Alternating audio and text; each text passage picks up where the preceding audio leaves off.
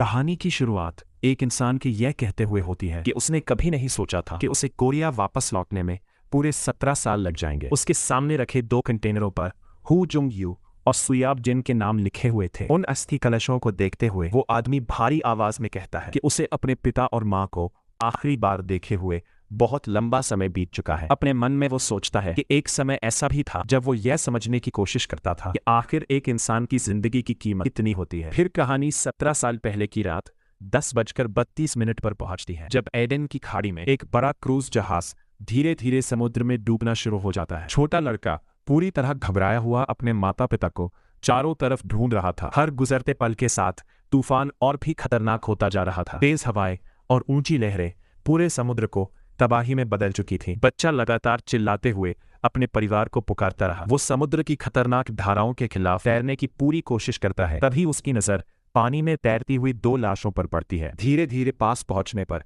डोंगू की आंखें डर और सदमे से भर जाती हैं, क्योंकि वो देखता है कि उनमें से एक उसकी माँ है। उसका पूरा शरीर कांपने लगता है और उस पल उसकी दुनिया जैसे पूरी तरह टूट जाती है। लाश को ध्यान से देखने पर लड़के की आंखें डर से फैल जाती हैं, क्योंकि उसके शरीर पर जगह जगह गहरे घाव और गोली के निशान दिखाई दे रहे थे। वो पूरी तरह सुन्न होकर वहीं रुक जाता है और समझ ही नहीं पाता कि ऐसी हालत में आखिर उसे क्या करना चाहिए। फिर भी छोटा बच्चा लगातार अपनी माँ को जगाने की कोशिश करता रहता है, लेकिन तभी एक विशाल लहर उनकी तरफ तेजी से पड़ती है और अगले ही पल नायक समुद्र के अंदर डूबने लगता है। घबराहट में उसे एहसास होता है कि अगर वो जल्दी सतह तक नहीं पहुंचा तो उसकी सांस खत्म हो जाएगी। पानी के अंदर आंखें खोलते ही वो जहाज के नीचे फैली अनगिनत लाशों को देखकर कांप उठता है। चारों तरफ मौत का ऐसा मंजर था कि उसका दिल दहशत से भर गया। उसे समझ आने लगता है कि उसके सेक्रेटरी से लेकर हेड शेफ, कप्तान और जहाज के बॉडीगार्ड तक सभी को गोली मारकर खत्म कर दिया गया था। तभी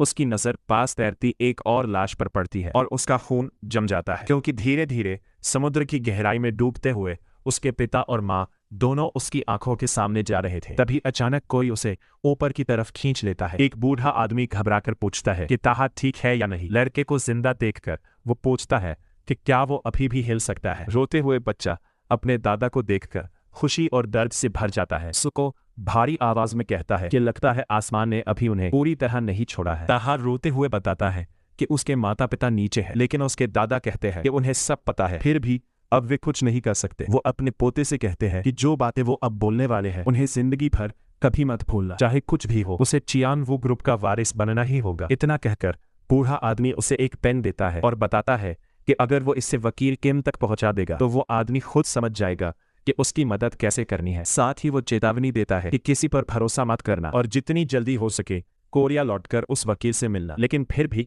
नायक रोते हुए अपने दादा से कम उसके माता पिता को बचाने की विनती करता है। तभी बूढ़ा आदमी अपना लाइफ जैकेट उतारने लगता है। बच्चा समझ नहीं पाता कि वो क्या करने वाले हैं। हैरानी की बात यह थी कि दादा वो जैकेट खुद पहनने के बजाय बच्चे को पहना देते हैं और बताते हैं कि जहाज डूबने से पहले ही उन सबको गोली मार दी गई थी। जैकेट में हवा भरते हुए सुको ताहा से कहते हैं कि चाहे कुछ भी हो उसे जिंदा रहना होगा। अगले ही पल एक और विशाल लहर उनकी तरफ आती है और बूढ़ा आदमी अपने पोते को दूर धक्का दे देता है। तूफान इतना भयानक था कि आसमान में लगातार बिजली चमक रही थी और बादल फटते हुए लग रहे थे। कुछ समय बाद पूरा शोर और तबाही एक दर्दनाक खामोशी में बदल जाती है। लड़का अभी भी समुद्र में तैर रहा था। बेहद थका हुआ वो धीरे धीरे आंखें खोलता है। तभी धूप भरे आसमान के बीच उसे अपने ऊपर एक विशाल परछाई दिखाई देती है। वो एक बड़ा कार्गो जहाज था जो उस इलाके से गुजर रहा था। तेज रोशनी के बीच किसी के चेहरे पर हल्की मुस्कान दिखाई देती है। बचाए जाने के बाद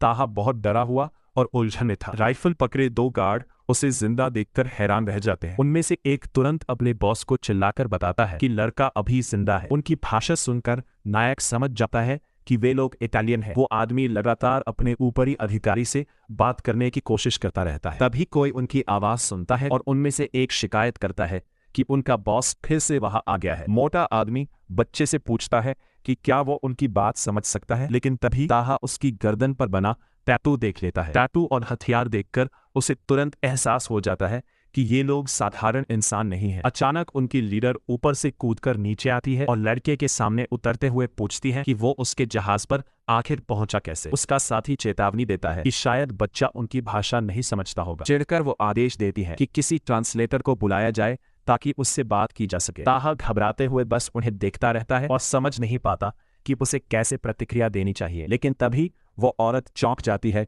जब लड़का खुद इटालियन भाषा में बोलता है कि वो पास के एक यॉट पर था जिस पर हमला हुआ था। ये सुनकर वो पूछती है कि आखिर इतना होशियार बच्चा आया कहाँ से है। ताहा बताता है कि वो कोरियन है और तूफान के दौरान हथियारबंद लोगों ने उसके परिवार के जहाज पर हमला कर उसके माता पिता और दादा को मार डाला। महिला कहती है कि लगता है जहाज डूबने के बाद वो सरनो फैमिली के जहाज पर आ पहुंचा है। ये सुनकर लड़का सोच में पड़ जाता है कि आखिर सोलरनो फैमिली क्या है। महिला हंसने लगती है क्योंकि उसके सामने एक एशियन बच्चा खड़ा था जो इटालियन बोल रहा था और दावा कर रहा था कि वो मिडिल ईस्ट के एडन की खाड़ी से आया है। वो अपनी जेब से चाकू निकालती है और कहती है कि अफसोस की बात है लेकिन उसे उसकी कहानी पर भरोसा नहीं हो रहा। चाकू उसकी तरफ तानते हुए रेजिना पूछती है कि आखिर ऐसा कौन सा कारण है जिसकी वजह से वो उसे दोबारा समुद्र में ना फेंक दे। डरा हुआ लड़का जल्दी जल्दी कुछ सोचने की कोशिश करता है ताकि अपनी जान बचा सके। तभी तांगा अपने दादा द्वारा दिया गया पेन दिखाता है और बताता है कि वो चिम्हो ग्रुप के प्रेसिडेंट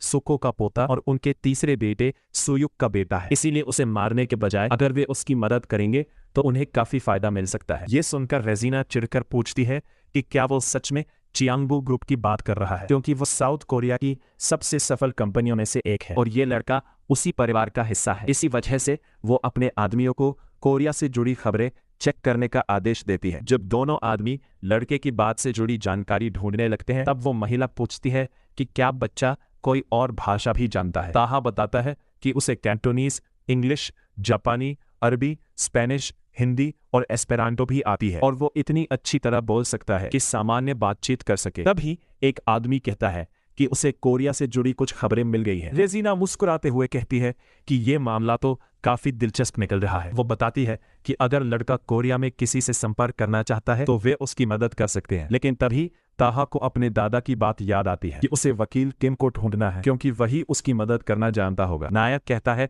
कि उसे उसके परिवार से बाहर किसी इंसान से संपर्क करवाना होगा। रात 1:12 पर कोई फोन उठाकर पूछता है कि कौन बोल रहा है। दूसरी तरफ से जवाब आता है कि वे विदेश से कॉल कर रहे हैं और केवल इंग्लिश में बात करेंगे। फिर पूछा जाता है कि क्या वो वकील किम है। रेजिना कहती है कि उसने जो फोटो भेजी है उसे देखकर वकील जरूर समझ गया होगा कि उसके पास ग्रुप का कीमती पोता मौजूद है। वो पूछती है कि क्या उसे वापस कोरिया भेज देना चाहिए, लेकिन बूढ़ा आदमी उल्टा पूछता है कि उसका मतलब क्या है। तभी वो $10 मिलियन की डील ऑफर करती है और कहती है कि दोनों पनामा कैनाल में मिल सकते हैं। लेकिन वो आदमी कहता है कि उसके पास मोल भाव का समय नहीं है और वो केवल $1 मिलियन देगा। मेज पर रखा अपना ड्रिंक नीचे रखते हुए वो पास पड़ा माइक्रोफोन उठा लेता है। नशे में झूमते हुए वो गाली देता है और कहता है कि अगर वो ताहा को मार दे तो उसे $1 मिलियन मिल जाएंगे। वो महिला को आदेश देता है कि अगले 5 मिनट के अंदर लड़के को मारकर उसका वीडियो भेज दे, तभी उसे पैसा मिलेगा। रेजिना पूछती है कि अगर उसने काम करने के बाद पैसे न भेजे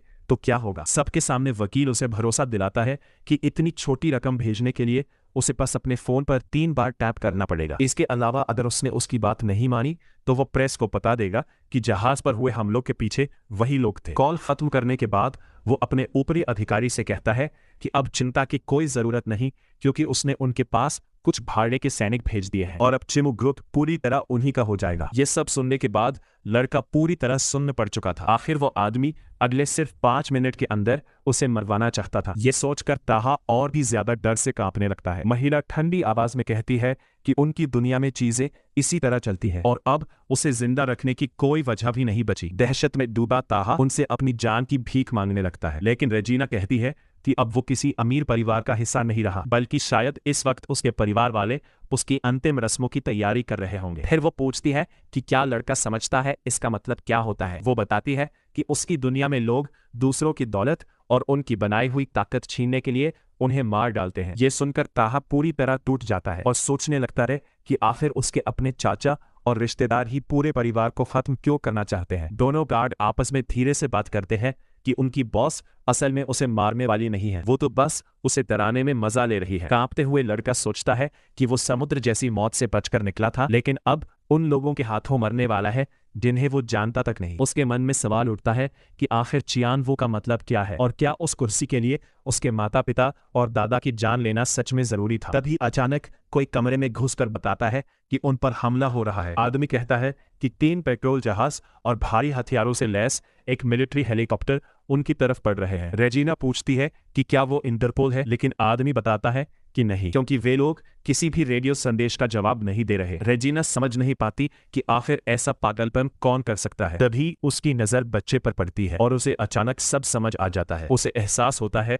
कि जरूर उन कोरियंस ने इस लड़के को ढूंढने के लिए उन लोगों को भेजा है। तभी अचानक तेगा अपने दाएं हाथ में पेन घोंप देता है। वहां मौजूद कोई भी नहीं समझ पाता कि बच्चा आखिर क्या करने की कोशिश कर रहा है। वो कहता है कि चियांगू ग्रुप कभी भी उन्हें पैसे नहीं देगा और उसे मारकर भी रेजिना को कोई फायदा नहीं मिलने वाला। सोलरनो फैमिली की ट्रेड लीडर यह देखकर हैरान रह जाती है कि इतना छोटा लड़का इतनी गहरी सोच रखता है। नायक उनसे विनती करता है कि उसे अपने साथ शामिल कर ले। अगर वे उसकी बदला लेने में मदद करेंगे तो वो जिंदगी भर उनके प्रति वफादार रहेगा। महिला सोच में पड़ जाती है कि आखिर इस बच्चे को सोलरनो का निशान कैसे पता है। अगले ही पल वो पागल औरत जोर जोर से हंसने लगती है। उत्साहित होकर रेजिना मार्टियो से कहती है कि तैयार हो जाओ, क्योंकि अब असली खेल शुरू होगा। जाने से पहले वो ताहा से पूछती है कि क्या उसे अपने शब्दों का वजन समझ आता है, क्या वो सच में बदले की ताकत चाहता है, भले ही उसके हाथ खून से रंग जाए। तभी उसे अपनी दादा की बात याद आती है कि चाहे कोई भी रास्ता अपनाना पड़े,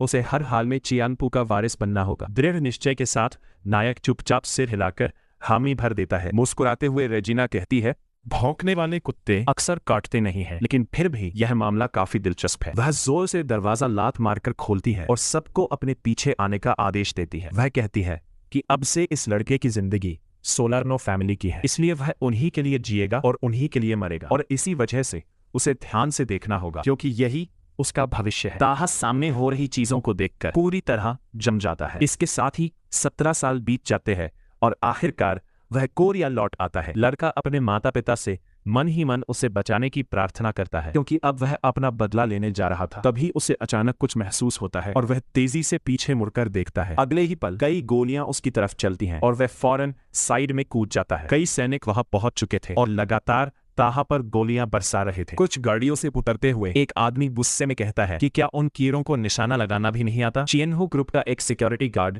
और मैनेजर सबको आदेश देता है कि सीनियर एडमिनिस्ट्रेटिव डायरेक्टर को ढूंढो। वह कहता है कि वह उस आदमी को नहीं जानता, लेकिन वह जरूर पागल होगा जो चिन्हो के डायरेक्टर को किडनैप करने की सोच रहा है। तभी एक अधीनस्थ बताता है कि उन्हें वह कार मिल गई है जिसे वह ढूंढ रहे थे। आदमी सबको सावधान रहने के लिए कहता है, क्योंकि डायरेक्टर अभी जिंदा है। वह उन्हें उसके घाव चेक करने का आदेश ही दे रहा था कि तभी जोरदार विस्फोट हो जाता है। वह गुस्से में चिल्लाता है कि इतनी हिम्मत किसकी हुई वहां बम लगाने की, लेकिन अगले ही पल उसके आधे आदमियों के सिर धड़ से अलग हो जाते हैं। जब वह पीछे मुड़कर देखता है तो बाकी लोग भी कुछ ही सेकंड में बेरहमी से मारे जा चुके थे। ताहा ने अकेले ही पल भर में सबको खत्म कर दिया था। आदमी अपनी कमर पर एक छोटा सा कट देखता है और घबराकर समझ जाता है कि वह सिर्फ बुलेट प्रूफ जैकेट की वजह से बच पाया है। गुस्से में गंजा आदमी नायक पर हमला करने दौड़ता है और उसे छोटा कीड़ा कहता है, लेकिन लड़का ठंडी आवाज में कहता है कि सिर्फ वही अकेला नहीं है जिसके पास कहने को कुछ है। अगले ही पल वह बिजली जैसी तेजी से वार करता है और अपने दुश्मन की पीठ पर ऐसा हमला करता है कि उसका शरीर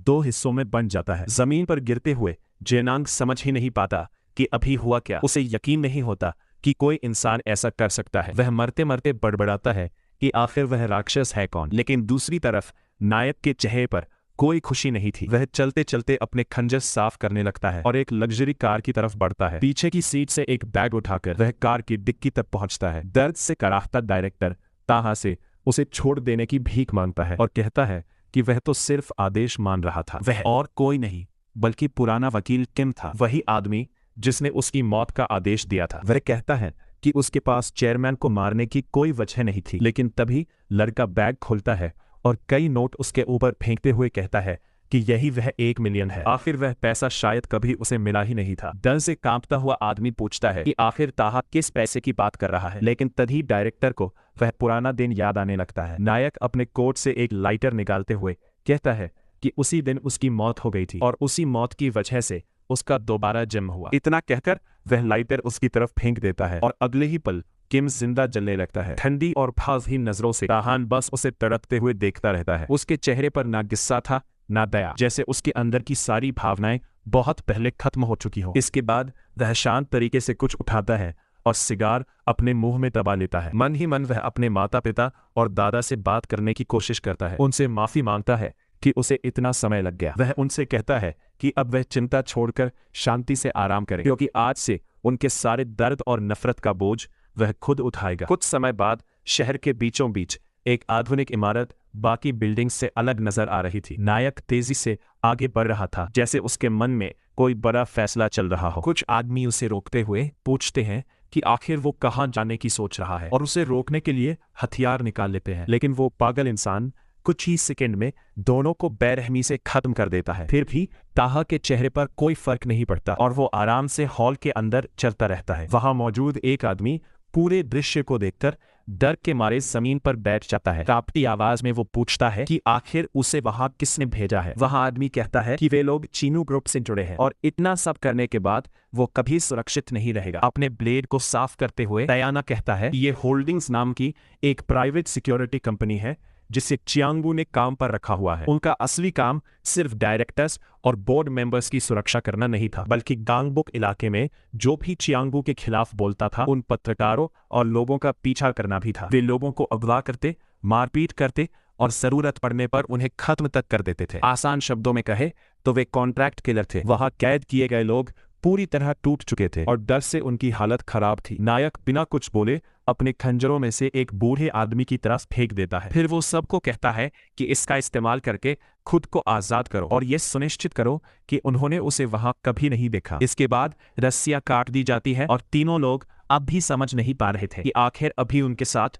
हुआ क्या है। बूढ़ा आदमी भागते हुए वापस लड़के के पास आता है और उसका चाकू लौटाते हुए उसे धन्यवाद कहता है। दूसरी तरफ कंपनी का सदस्य सबको वापस आने का आदेश देता है। भाग रहे लोगों में से एक आदमी पीछे मुड़कर देखता है। जब वो मोटे आदमी को शिकायत करते सुनता है, वो पूछता है कि आखिर ये लड़का है कौन और क्या ताहा उनके परिवार का हिस्सा है। अपना मास्क हटाते हुए लड़का कहता है कि किसी ने उसे ये नहीं बताया कि बस थोड़ी प्राइवेट बातचीत करना चाहता है। वो कहता है कि उसे डायरेक्टर से लेकर प्रेसिडेंट तक पूरे बोर्ड का शेड्यूल चाहिए। आदमी कहता है कि उसे कुछ नहीं पता और अगर पता भी होता तो वो नहीं बताता, क्योंकि ऐसा करते ही उसका परिवार और वो खुद मारे जाते। नायक शांत आवाज में कहता है कि लगता है उसे अपनी जान बहुत प्यारी है। फिर वो कहता है कि वो उसकी आंख से शुरुआत करेगा और जब उसे बोलने का मन हो जाए तो बस हाथ उठा देना। दूसरी तरफ एक बड़ी बिल्डिंग के बाहर लगे स्क्रीन पर किसी सेलिब्रिटी की खबरें चल रही थी। वहीं पास की सीढ़ियों पर कई बेघर लोग बैठे हुए थे। भयानक गर्मी की वजह से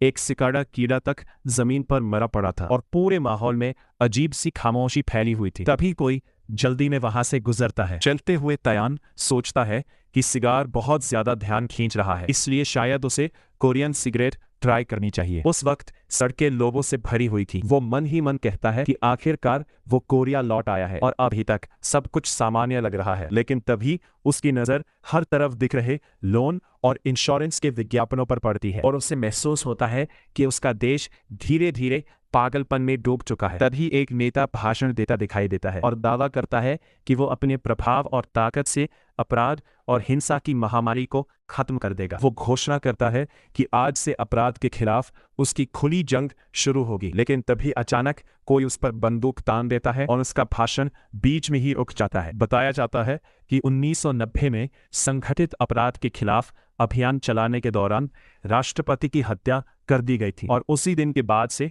किसी ने भी अपराधी संगठनों का विरोध करने की हिम्मत नहीं की। धीरे धीरे पूरा देश हिंसा और पैसों के लालच में डूब गया। लड़का सड़कों पर चलते हुए गहरी सोच में डूबा रहता है। इसी तरह चियानहू ग्रुप ने अपराधी संगठनों के साथ मिलकर मीडिया को खरीद लिया और अपने विरोधियों को दबाना शुरू कर दिया। उन्होंने लोगों का ध्यान राजनीति से हटाने के लिए मनोरंजन और खेलों में भारी निवेश किया। हालात इतने खराब हो चुके थे कि अब कोई कुत्ता भी चुनाव में खड़ा हो जाए तो लोग उसे वोट दे सकते थे। फिर भी जनता लगातार यही मानती रही कि चियांगहू ग्रुप देश के लिए फायदेमंद कंपनी है। कुछ देर बाद ताहा शांत कदमों से एक दुकान के अंदर जाता है। दुकानदार मुस्कुराकर उसका स्वागत करता है। तभी वो और वहां मौजूद दूसरा आदमी एक पैकेट मांगते हैं। दोनों कुछ पल तक एक दूसरे को घूरते रहते हैं, जैसे उन्हें समझ ही नहीं आ रहा था कि इतनी अजीब समानता आखिर कैसे हो सकती है। थोड़ा चिढ़कर नायक अपना चुनाव बदलने का फैसला करता है, लेकिन हैरानी की बात यह थी कि दोनों के दिमाग में एक ही बात आती है और वे एक साथ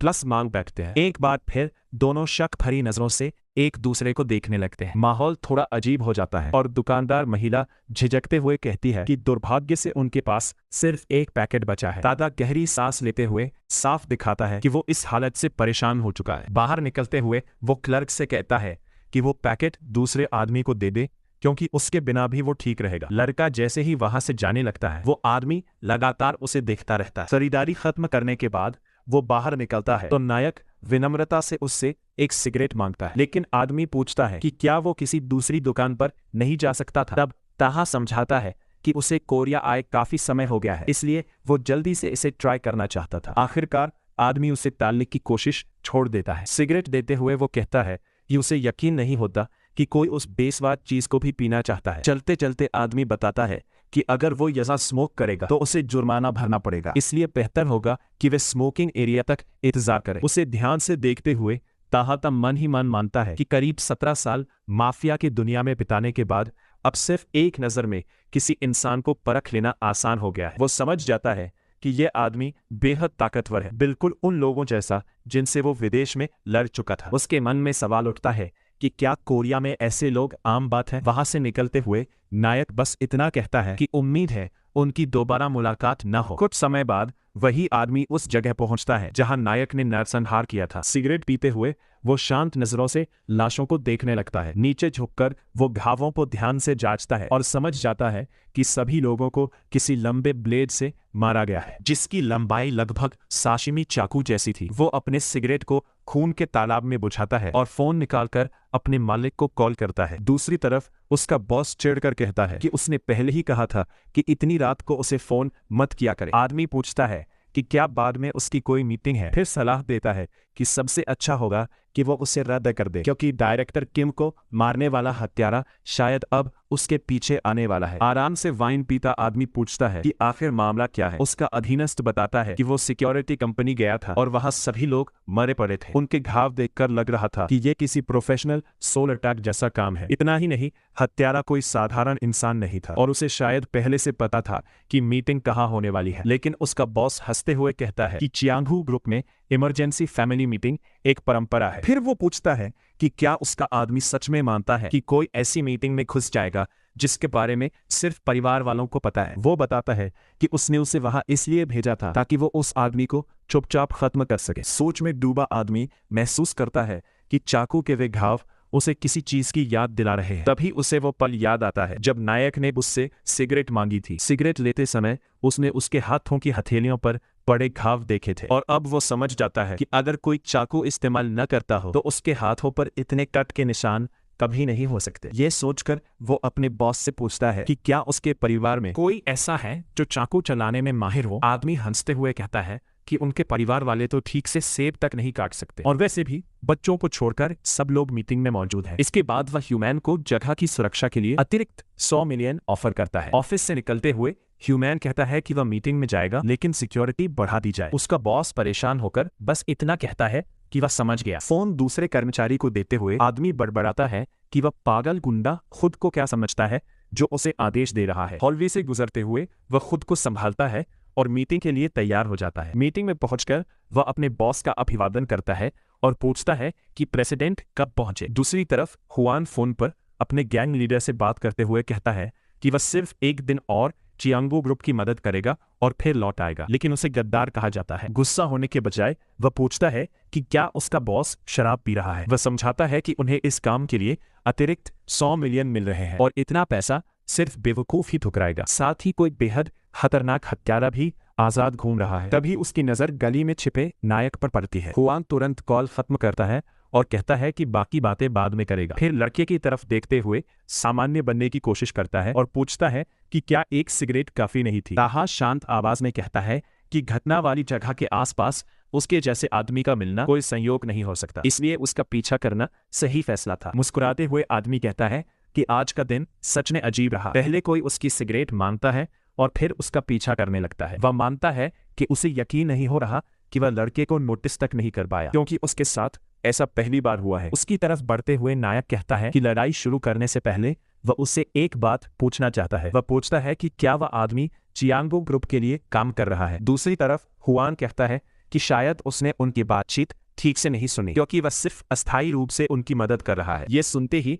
लड़का उसे बेहद खतरनाक नजरों से घूरता है। फिर वह अपनी पीठ से दोनों खंजर निकालता है और अगले ही पल उसकी ब्लेड दुश्मन के हथियार से टकरा जाती है। दोनों एक दूसरे को घूरते हुए एक दूसरे की ताकत और हुनर को परखने लगते हैं और इसी के साथ एक पागलपन भरी लड़ाई शुरू हो जाती है। लेकिन तभी क्विमेमैन हवा में छलांग लगाकर नायक के ऊपर पहुंच जाता है और पूरी ताकत से वार करता है। हैरानी की बात यह थी कि उसका बैट कई टुकड़ों में कट चुका था। गैंगस्टर समझ ही नहीं पाता कि ये आखिर हुआ कब। इससे भी ज्यादा डराने वाली बात यह थी कि ताहा पलक झपकते ही उसकी नजरों से गायब हो चुका था। तभी उसके चेहरे पर बेचैनी फैल जाती है क्योंकि उसे अचानक कुछ एहसास होता है। अब पूरी बाजी पलट चुकी थी क्योंकि इस बार हवा में उछला हुआ इंसान नायक था और वह बेहद तेजी से लड़ाई खत्म करने की तैयारी कर रहा था। हल्के डर के साथ ह्यूमैन मानता है कि इस बार वह और गू सच में बहुत बड़ी मुसीबत में फंस चुके हैं। वह सोचने लगता है कि आखिर वे लोग ऐसे राक्षस जैसे इंसान के निशाने पर कैसे आ गए। तभी टीए अपने दोनों ब्लेड लेकर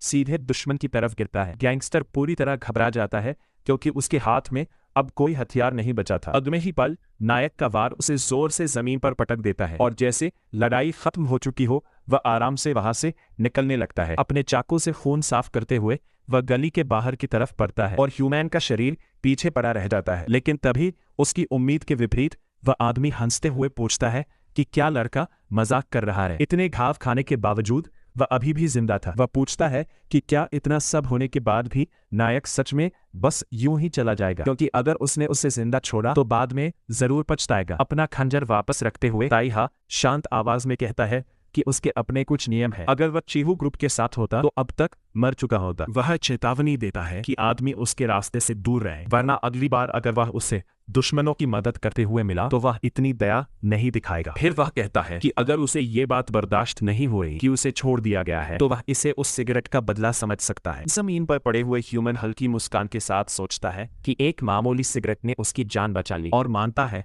कि इस बार उसकी जिंदगी बहुत सस्ते में बच गई। कुछ देर बाद एक कार तेज रफ्तार से सड़क पर दौड़ रही थी। जाहिर सी बात थी कि उसे नायक ही चला रहा था, लेकिन किसी वजह से उसके चेहरे पर दर्द और चिढ़ साफ दिखाई दे रही थी। अपनी कमर के पास बने घाव को देखते हुए ताहा कहता है कि कम से कम पट ज्यादा गहरा नहीं है। गाड़ी चलाते हुए वह खुद से कहता है कि अभी भी उसका शरीर चलने लायक है। फिर वह एक्सेलरेटर पर जोर से पैर रख देता है। उसे सिर्फ 32 मिनट चाहिए थे। वह मन ही मन कहता है कि 17 साल से जिस बदले की आग उसने अपने अंदर जला रखी थी अब सिर्फ 32 मिनट बाद वह पूरी होने वाली है। एक बार फिर बचपन की यादें उसके दिमाग में उमड़ने लगती हैं। उसकी माँ रोते हुए उससे कहती है कि वह पीछे मुड़कर मत देखे, जबकि उसका पिता गोलियों से उन्हें बचाने के लिए अपने शरीर को ढाल बना चुका था। लेकिन डरा हुआ बच्चा फिर भी अपने पिता की तरफ भागने लगता है। आदमी चिल्लाकर पूछता है कि वह क्या कर रहा है और अपनी पत्नी से कहता है कि बच्चे को लेकर भागो। इसके बाद उसकी माँ ताहा को उठाकर वहां से निकलने की कोशिश करती है, लेकिन तभी पूरा जहाज जोर जोर से हिलने लगता है। यहाँ तक कि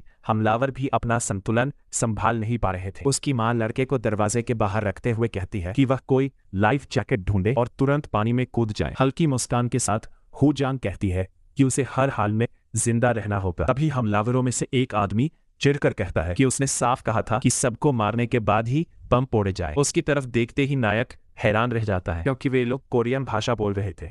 उस आदमी का चेहरा पूरी तरह मास्क और गॉगल से ढका हुआ था और वह सीधे ताहा और उसकी मां पर बंदूक ताने खड़ा था। हु जांग घबरा कर ताहा से कहती है कि जितनी तेजी से हो सके भाग जाओ। बच्चा डर से पागल होकर जहाज में भागने लगता है। उसका पूरा शरीर कांप रहा था और वह रोते हुए सांस तक ठीक से नहीं ले पा रहा था। पहले हुए विस्फोट की वजह से यॉट का एक हिस्सा पहले ही आग में जल रहा था, लेकिन तभी दूसरा बम भी फट जाता है और इस वजह से जहाज और तेजी से डूबने लगता है। कहानी वापस वर्तमान में गांगबुक के एक गुप्त एनेक्स में लौटती है, जहां चियानगू ग्रुप के डिपार्टमेंट स्टोर का सीईओ पूछता है कि क्या सच में उन्हें डायरेक्टर किम को मारने वाला इंसान मिल गया। लेकिन जोंग कहता है कि शायद वह सिर्फ कोई निजी दुश्मनी का मामला था। आखिर डायरेक्टर की 2 गुप्त प्रेमिकाएं थी। उसकी बहन घिन से कहती है कि यह बहुत गंदा है, लेकिन वह उल्टा जवाब देता है कि यह बात उसी के मुंह से अजीब लग रही है जिसके खुद कई प्रेमी हैं। जोंग जुआन पूछता है कि कंपनी के शेयर कोटा में डायरेक्टर किम की भूमिका क्या थी, क्योंकि उन्हें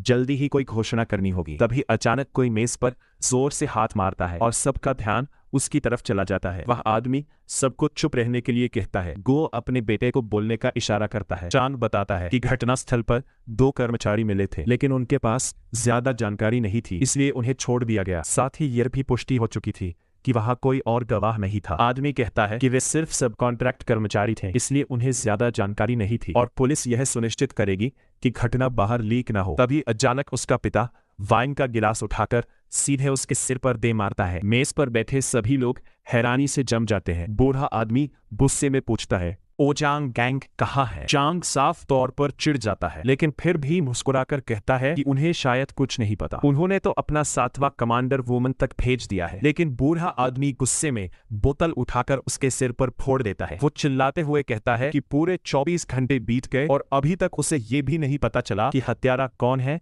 और कहाँ छिपा है। इसके बजाय वो सिर्फ किसी गैंग की खबरें लेकर आया है। वो कहता है कि अगर पूर्व प्रेसिडेंट और सुयाक 17 साल पहले नहीं मरे होते तो उसके जैसा निकम्मा इंसान वहां कदम रखने लायक भी नहीं होता। अब वाइन और खून दोनों उसके चेहरे पर बह रहे थे। फिर भी चाम सबको भरोसा दिलाता है कि वो अगले 12 घंटों के अंदर उस आदमी को ढूंढ निकालेगा। बाकी परिवार वाले ये देखकर परेशान हो जाते हैं कि इतने सालों बाद भी उन दोनों का व्यवहार नहीं बदला। जूविया पूछती है कि वो अपने बड़े बेटे के साथ इतना कठोर व्यवहार क्यों करता है। आखिर वो उसका पहला बेटा है। लेकिन उसका भाई कहता है कि ये नफरत नहीं बल्कि डर है। कपड़ा उठाकर चौंग तुरंत अपने अधीनस्थ से फोन मांगता है। चेहरा साफ करते हुए वो फोन में कुछ खोजने लगता है और पूछता है कि उसके आदमी कहाँ है। उसका सहायक बताता है कि सब तैयार है। आदमी उत्साहित होकर कहता है कि अब देखने में मजा आएगा कि ये एंट्री कितनी बड़ी होने वाली है। दूसरी तरफ रात के हाईवे पर नायक तेजी से अपने लक्ष्य की तरफ बढ़ रहा था। ताहाद मन ही मन मानता है कि उसने हमेशा चियांग हू ग्रुप पर नजर बनाए रखी थी। 17 साल पहले उसी दिन जब उसे सरनो फैमिली में स्वीकृत किया गया था, अपने दादा के अंतिम संस्कार से पहले ही हू नया चेयरमैन बन चुका था। उसने सारे शेयर अपने कब्जे में लेकर पूरी ताकत हासिल करनी थी। अपराध के खिलाफ असफल युद्ध के बाद फैले अराजक माहौल का फायदा उठाते हुए उसने ओजोंग गैंग जैसे खतरनाक गुटों से हाथ मिला लिया और धीरे धीरे अपनी ताकत बढ़ाने लगा। उसी समय से चियानवू युग की शुरुआत हुई थी। लेकिन इसके बावजूद ऐसे खास मौकों पर परिवार के आधिकारिक सदस्यों की मीटिंग रखने की परंपरा आज तक नहीं बदली थी। ये रिवाज उसके दादा के समय से चला आ रहा था। ना सिस्टम बदला था और ना ही परंपराएं। सुको द्वारा बनाई गई उस खूनी सत्ता की सीढ़ी पर चढ़ने के लिए हर किसी ने किसी न किसी को मारा था। यहाँ तक कि वे लोग अपने माता पिता और उसे भी खत्म करने के लिए तैयार हो गए थे। दूसरी तरफ एक गार्ड कैमरों पर नजर रखे हुए सोच रहा था कि आखिर वो कौन सी कार थी जो तेजी से उनकी तरफ बढ़ रही थी। वो अपने सीनियर से पूछता है कि क्या किसी मेहमान के आने की उम्मीद है, लेकिन जवाब में मना कर दिया जाता है। वो बताता है कि एक कार सीधे मुख्य गेट की तरफ बढ़ रही है और सबसे अजीब बात यह है कि उसकी रफ्तार कम होने के बजाय और बढ़ रही है। सिक्योरिटी चीफ उसे कोई पागल आदमी समझकर तुरंत बैरियर उठाने का आदेश देता है। अगले ही पल जमीन से बड़े बड़े कंटेनमेंट स्पाइक्स बाहर निकलने लगते हैं, लेकिन नायक गाड़ी और तेज कर देता है। आखिर उसे उन लोगों को खत्म करने के लिए किसी चाल या योजना की जरूरत नहीं थी जो पूरी जिंदगी दूसरों की सुरक्षा में छिपकर जिए थे। अपनी सीट बेल्ट खोलते हुए टी कहता है कि अब जटिल योजनाएं बनाने का कोई मतलब नहीं बचा। अगले ही पल उसकी कार सामने से पूरी तरह टकराकर बर्बाद हो जाती है, लेकिन वो हाथ में ब्लेड लेकर तुरंत बाहर छलांग लगा देता है। उसकी आंखों में सिर्फ एक उम्मीद थी कि उन लोगों ने अभी तक उसके परिवार को भुलाया ना हो, ताकि वो उनकी आंखों में देखकर सब कुछ कह सके। सिक्योरिटी गार्ड उस घुसपैठी को डर के साथ देखने लगते हैं, लेकिन लड़का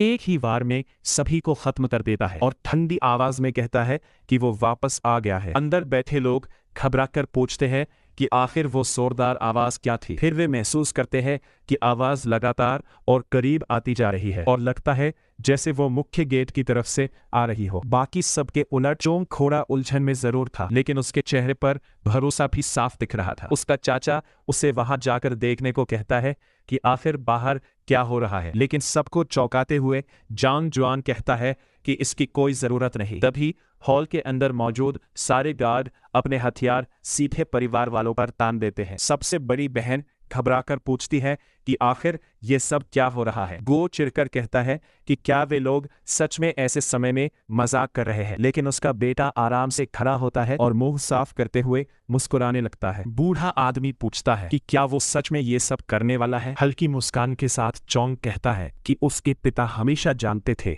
कि यह दिन कभी ना कभी जरूर आएगा। यही वजह थी कि वो उससे हमेशा गुस्सा रहते थे, क्योंकि उन्हें डर था कि वो अपने दादा जैसा बन जाएगा। डरावनी आंखों से देखते हुए वो पागल आदमी कहता है कि आखिर उसके दादा और चाचा को मारने वाला इंसान वही था। दूसरी तरफ नायक गेट पार करते हुए कहता है कि आखिरकार उसका बदला शुरू होने वाला है। गार्ड हथियार तानते हुए पूछते हैं कि क्या यह कोई घात लगाकर किया गया हमला है। जोंग अपने भतीजे से पूछता है कि क्या वो पागल हो गया है। वे लोग चिल्लाने लगते हैं कि वो अपने ही परिवार पर हथियार कैसे तान सकता है, लेकिन चोंग शांत आवाज में कहता है कि वो कुछ नहीं कर रहा। फिर भी सब लोग उसे गालियां देते रहते हैं और कहते हैं कि उसकी मंशा साफ दिखाई दे रही है। तभी जी एक गार्ड की तरफ देखकर पूछती है कि क्या वो सच में उस लड़के के लिए उन्हें धोखा देने वाला है, जबकि वो उसका निजी बॉडीगार्ड था। यामिन माफी मांगते हुए साफ कह देता है कि वो अब उसका साथ छोड़ रहा है। यहाँ तक कि दूसरे बेटे का बॉडीगार्ड भी कहता है कि यह कुछ निजी नहीं है, लेकिन विश्वासघात के बदले मिलने वाला इनाम इतना बड़ा था कि वो मना नहीं कर सकता। दूसरी तरफ एक आदमी शिकायत करता है कि अगर उन्हें तनख्वाह बढ़ा दी गई होती तो शायद यह दिन नहीं देखना पड़ता। वहां सिर्फ एक इंसान चुप खड़ा था, वो था चोंग का अपना बॉडीगार्ड। उसका पिता कहता है कि बाकी लोगों का धोखा देना वो समझ सकता है, लेकिन उसे यह समझ नहीं आता कि उसका खुद का बेटा ऐसा क्यों कर रहा है। वो अपने गार्ड से पूछता है कि क्या वो भी सच में उन्हें छोड़ देगा। जुनू बिना कुछ बोले बस उन्हें देखता रहता है। आदमी कहता है कि उसे उसकी निजी सुरक्षा के लिए पैसे नहीं दिए जाते, बल्कि पूरी ग्रुप की रक्षा के लिए दिए जाते हैं। जॉन वन गार्ड्स को धमकाने की कोशिश करता है और पूछता है कि क्या उन्हें सच में लगता है कि ऐसा करके उन्हें कुछ मिलेगा, लेकिन अगले ही पल उसके सिर पर बंदूक रख दी जाती है और उसका अपना बॉडीगार्ड उसे बिना किसी भावना के गोली मार देता है। उसके साथ ही बाकी दो भाई डर से टूट जाते हैं और रहम की भीख मांगने लगते हैं, लेकिन पूरे हॉल में गोलियों की आवाज गूंज उठती है और हर तरफ खून फैल जाता है। जॉन कपरात अपने आदमी को देकर शांत कदमों से अपने पिता की तरफ बढ़ने लगता है। बूढ़ा आदमी मानता है कि उसे पहले से एहसास था कि एक दिन ऐसा जरूर होगा जिस दिन उसका दूसरा बेटा तीव्र ल्यूकेमिया से मरा था और उसके तुरंत बाद उसकी पत्नी बिना एक पैसा लिए तलाक मांगकर चली गई थी। गुस्से से कांपते हुए वो कहता है कि उसे हमेशा शक था कि इन सब के पीछे चोंग का हाथ है और इसी वजह से वो उससे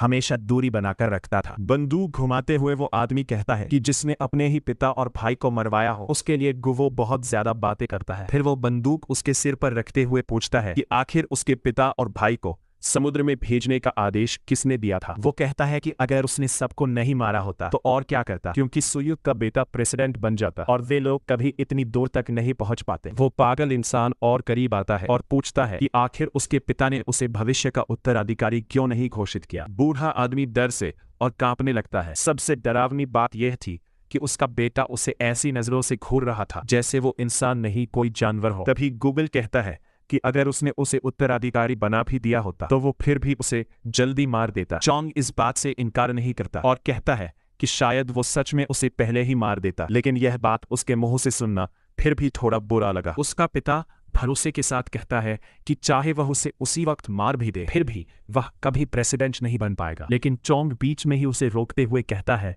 कि वह ये बात पहले से जानता है। आखिर राजनीतिक या हिंसक तख्तापलट के जरिए मिली सत्ता को कभी मान्यता नहीं दी जाती। यह नियम खुद कमेटी ने बनाया था। इसी वजह से वह आदमी अफसोस जताते हुए कहता है कि बाहर जो इतना शोर मचा रहा है वह उनका आदमी नहीं है। प्रेसिडेंट हैरानी से पूछता है कि फिर वह कौन है। तभी अपने पिता पर गोली चलाते हुए चोंग कहता है कि वह एक ऐसा युवा मालिक है जिसने इस दिन का इंतजार पूरे 17 साल तक किया है। दूसरी तरफ गार्ड लगातार घुसपैठिए पर गोलियां बरसा रहे थे। वे लोग उसे चारों तरफ से घेरने की कोशिश कर रहे थे क्योंकि हत्यारे के पास कोई बंदूक नहीं थी। नायक याद करता है कि केंद्रीय सुरक्षा बल उन लोगों से बना है जो एग्जीक्यूटिव सदस्यों की रक्षा करते हैं, इसलिए उनकी रैंक और ताकत दोनों बेहद ऊंची होती है। इसी वजह से वह समझ जाता है कि ये बॉडीगार्ड पहले वालों से कहीं ज्यादा खतरनाक होंगे। वह अचानक दौड़ना रोक देता है और अपनी दिशा बदल लेता है। फिर शांत आवाज में कहता है कि यह उसके लिए कोई बड़ी समस्या नहीं है। अगले ही पल वह गोलियों से बचने के लिए टेढ़े मेढ़े अंदाज में दौड़ना शुरू कर देता है। एक गार्ड को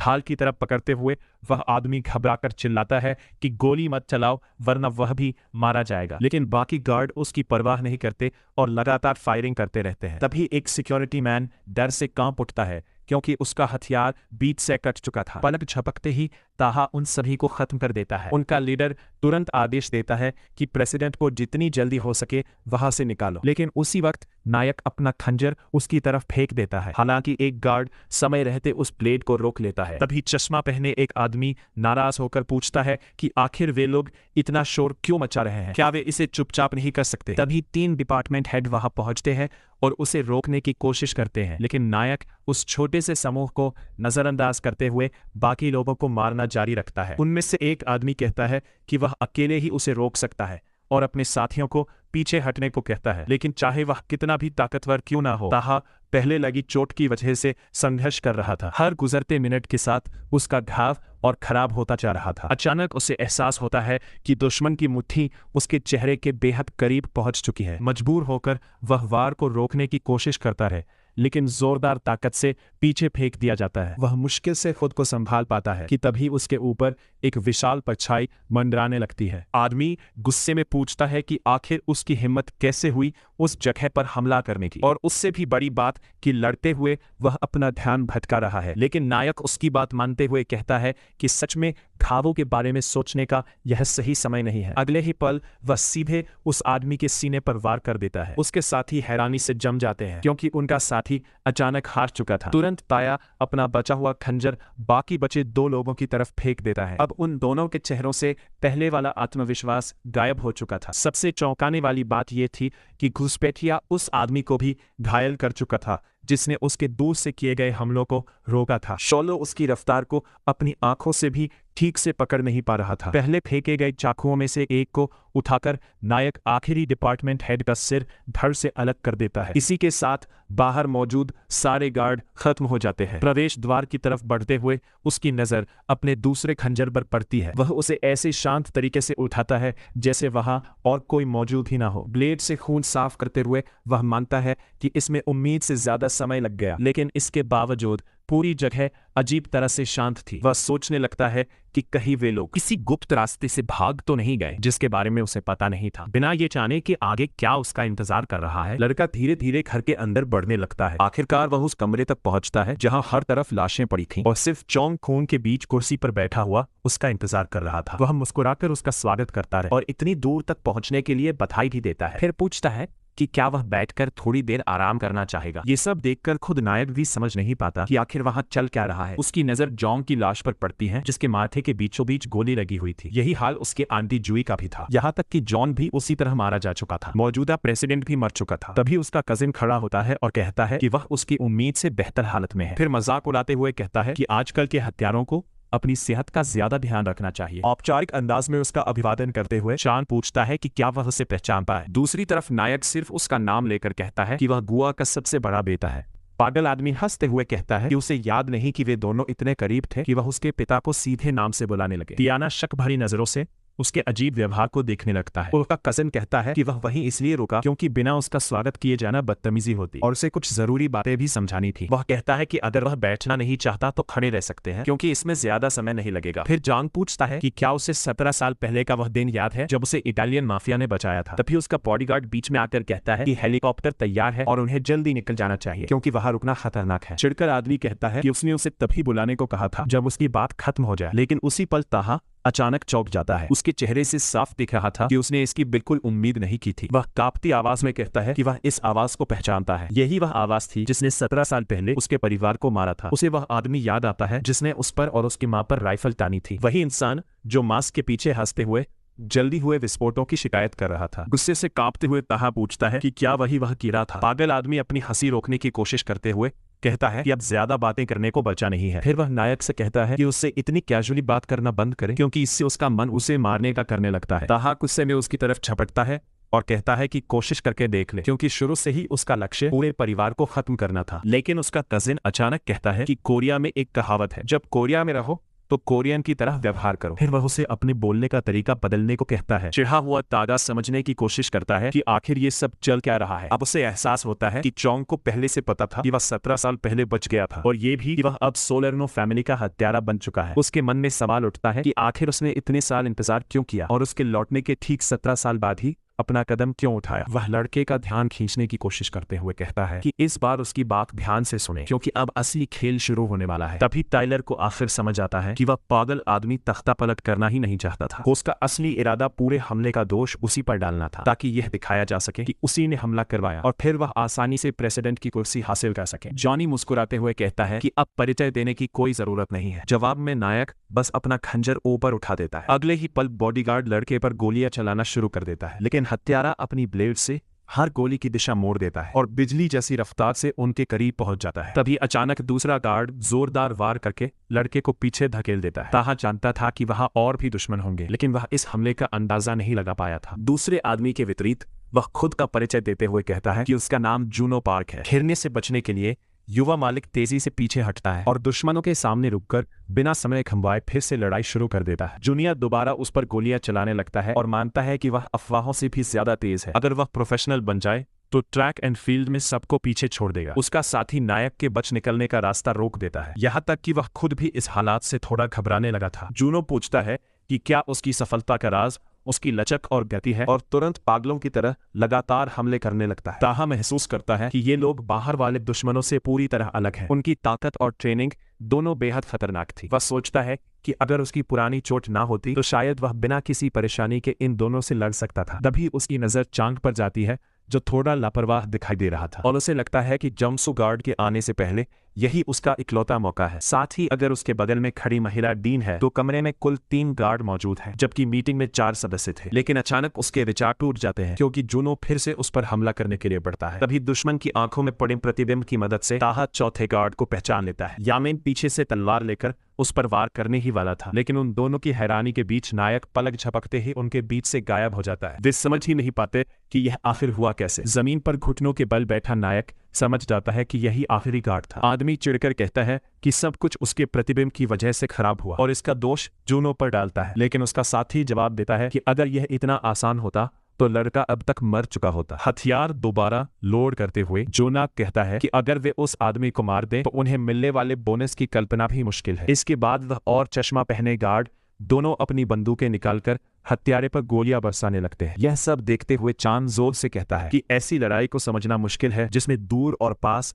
दोनों तरह की लड़ाई शामिल हो। फिर वह बताता है कि इन लोगों को खास तौर पर उसे हराने के लिए तैयार किया गया था क्योंकि इंटरपोल तक में उसकी अमानवीय रफ्तार की अफवाहें फैल चुकी थी। वह यहाँ तक मानता है कि उसने कभी सोचा था कि उसे बम से उड़ा देना बेहतर रहेगा क्योंकि लड़ाई में उसकी मौत की कहानी उसे और भी बड़ा नाम दिला देती। तभी जूनो लड़के के सामने आकर खड़ा हो जाता है ताकि वह भाग ना सके। जॉनी कहता है कि अब फर्क नहीं पड़ता कि ताहा कितना तेज है क्योंकि अब वह पूरी तरह घिर चुका है। इसके साथ ही गार्ड अपने ब्रास नकन से उस पर जोरदार हमला करने की कोशिश करता है। उस वक्त नायक के पास देखने के अलावा कुछ नहीं बचता क्योंकि हमला सीधे उसकी तरफ आ रहा था। उसका कजिन दुष्ट मुस्कान के साथ उसे शानदार शो के लिए धन्यवाद देता है। अगले ही पल दुश्मन की मुट्ठी ताहा को जोर से दीवार से टकरा देती है और पूरी दीवार दरारों से भर जाती है। तभी कहानी 4 साल पीछे चली जाती है जहां रेजिना उसे डांटते हुए पूछ रही थी कि आखिर वह सब क्या था। वह गुस्से में कहती है कि उसने उसे गद्दार को खत्म करने के लिए भेजा था, ना कि उसकी लाश से दीवारों को सजाने के लिए। यहाँ तक कि वह खुद भी वह दृश्य देखकर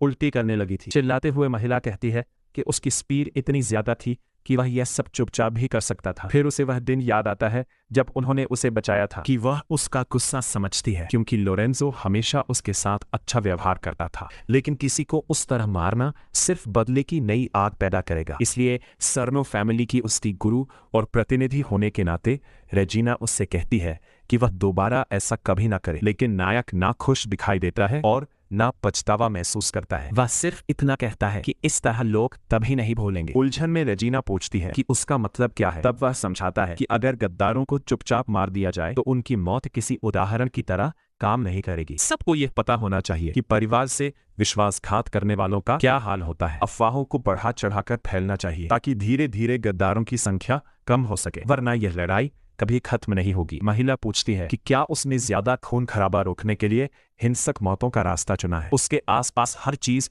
खून से रंगी हुई थी, लेकिन उसके चेहरे पर खून की एक बूंद तक नहीं थी। अपनी ही सोच को रोकते हुए रेजिना कहती है कि शायद हत्यारे की जिंदगी उसके लिए बनी ही नहीं है। कहानी फिर वर्तमान में लौटती है जहां जूनो अचानक जम जाता है क्योंकि उसके सीने के बीचों बीच चमक दिखाई देती है। आदमी खून उगलने लगता है जबकि वह चमक और तेज हो जाती है, यहाँ तक कि शियोंग और उसका बॉडीगार्ड भी यह देखकर हैरान रह जाते हैं। नायक ने उसे बेरहमी से काट दिया था। डरावनी नजरों के साथ वह बाकी दुश्मनों की तरफ मुड़ता है। घबराया हुआ यामैन तुरंत अपना हथियार तानता है, लेकिन अगले ही पल उसकी आंख आर पार हो जाती है। वार लगने के बाद वह मन ही मन मानता है कि उन्होंने इस आदमी को बहुत हल्के में लिया। वह सिर्फ तेज नहीं बल्कि बेहद ताकतवर भी है। और सबसे डरावनी बात यह थी कि जो लोग सच में उसकी असली ताकत देख चुके थे वे कभी जिंदा नहीं बचे ताकि उसके बारे में बता सके। इतनी चोटें खाने के बावजूद ताइयो अभी भी लड़ रहा था, लेकिन उसके घाव लगातार और बिगड़ते जा रहे थे। जूनो पूरी तरह घबरा चुका था क्योंकि किसी ने उसे नहीं बताया था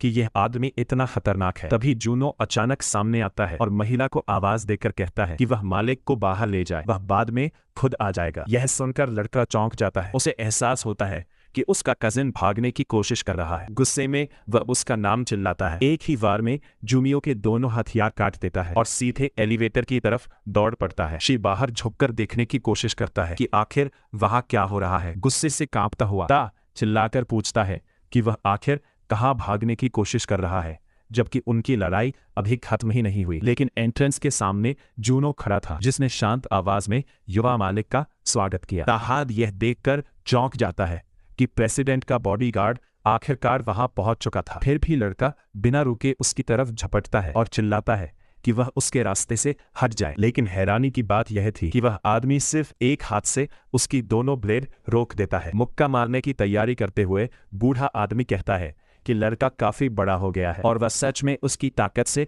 प्रभावित है। अगले ही पल वह नायक के पूरे शरीर पर लगातार कई भयानक वार करता है। ताया की लगभग सारी पसलियां टूट जाती है। दर्द इतना भयानक था कि टी के मुंह से खून निकलने लगता है। अपनी हथेली से उसकी ब्लेड तोड़ते हुए जूनो ठंडी आवाज में कहता है कि दुर्भाग्य से अब यही उसका अंत है। उसी जगह पर एक और घूंसा मारते हुए वह हत्यारे के शरीर को दूर उड़ा देता है। लेकिन तभी बूढ़ा आदमी हैरान रह जाता है क्योंकि उसके कपड़े कट चुके थे। अपने अधीनस्थ की तरफ देखकर वह जांग ह्यो को उठने का आदेश देता है और कहता है कि वह जानता है कि वह अभी ठीक है। घबराया हुआ आदमी मानता है कि उसे लगा था उसका काम खत्म हो गया। बूढ़ा आदमी चेतावनी देता है कि बिल्डिंग जल्द ही उड़ने वाली है, इसलिए वह अपने साथी को लेकर तुरंत निकल जाए। दूसरी तरफ जमीन पर पड़ा नायक लगभग मरा हुआ दिखाई दे रहा था। छत पर पहुंचकर प्रेसिडेंट का बॉडीगार्ड हेलीकॉप्टर की तरफ बढ़ता है। जंग पूछता है कि क्या काम पूरा हो गया। आदमी हाँ में जवाब देता है और कहता है कि जैसे ही वे उड़ेंगे वह पूरी बिल्डिंग उड़ा देगा। जोनसू कहता है